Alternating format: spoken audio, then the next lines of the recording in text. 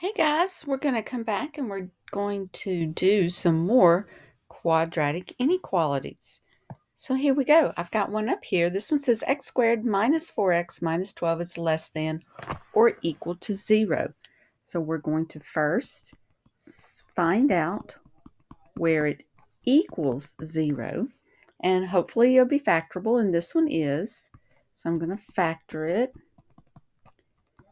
And I need two numbers that are going to multiply to give me 12,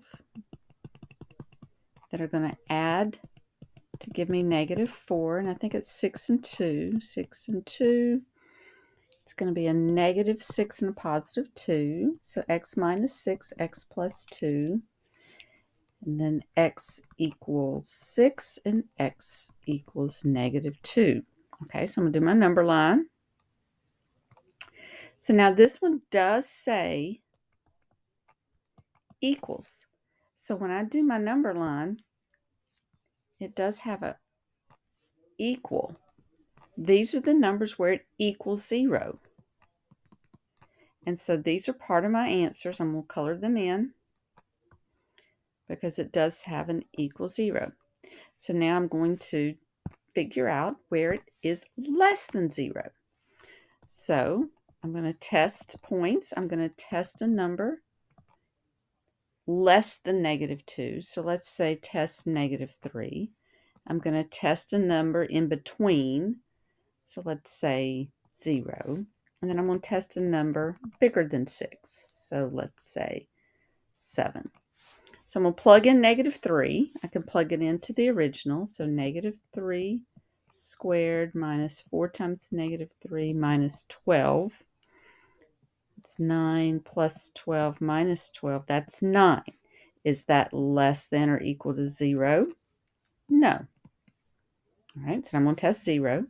So 0 squared minus 4 times 0 minus 12. I get 0 minus 0 minus 12. Is that less than or equal to 0? Yes. And when I test 7, 7 squared minus 4 times 7 minus 12, 49 minus 28. Ooh. Minus 12. And that is going to be less than 0? No. Because 49 minus 28 is 21. And 21 minus 12 is not negative. What's that, 9? So no. So let's go do my answers. So this is the section that had the yes. And so in interval notation, that's going to be negative 2 with a bracket, oops, comma, 6 bracket. This is my answer in interval notation. It's the numbers between negative 2 and 6, including negative 2 and 6, that are the numbers that produce a number less than 0 when plugged in. All right. You want to do one more?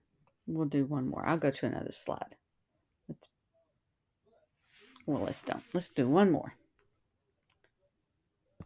Let's do x squared minus 3x minus 12 is greater than, minus 10. Oh, goodness. Minus 10 is greater than 0. Okay, so I'm going to set it equal to 0. I'm going to factor it. I'm going to get 5 and 2 minus 5 plus 2. So I'm going to get 6 and negative 2 from my numbers. Not 6, 5 and negative 2 from my numbers. And y'all going to tell me if I get it wrong because I'm going so fast. All right, now I'm going to do my test numbers. Now, this was, the problem said just greater than. So these are the numbers where it actually equals 0. So these are going to be open this time. They're going to be open this time. All right, I'm going to test. I can test negative 3. I can test 0 again. This time I'm going to test 6. Plug in -3, so -3 squared minus 3 times -3 minus 10. So I get 9 plus 9 minus 10. That's 18 minus 10. That's 8. Is that greater than 0? Yes. Yes, yes, yes. So this is part of my answer. All right, now when I test 0, I get 0 squared minus 3 times 0 minus 10. So that's 0. That's just -10. Is that greater than 0? No. When I test 6, I have 6 squared minus 3 times 6 minus 10. That's 36 minus 18 minus 10. That's going to be 18 minus 10. That's 8. Is that greater than 0? Yes. So this is part of my answer. Okay, so now using my interval notation,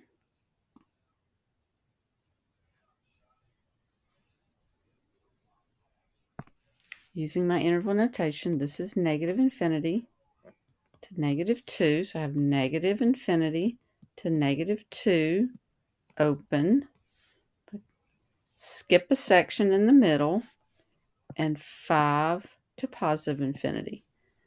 Union them, put those together to let you know there's a gap between the two. And then parentheses on the 5, parentheses on the 2, and there you parentheses on the infinities. And that's your answer to that one. All right, good luck with this, guys. It's just math, y'all. You can do it. I know you can.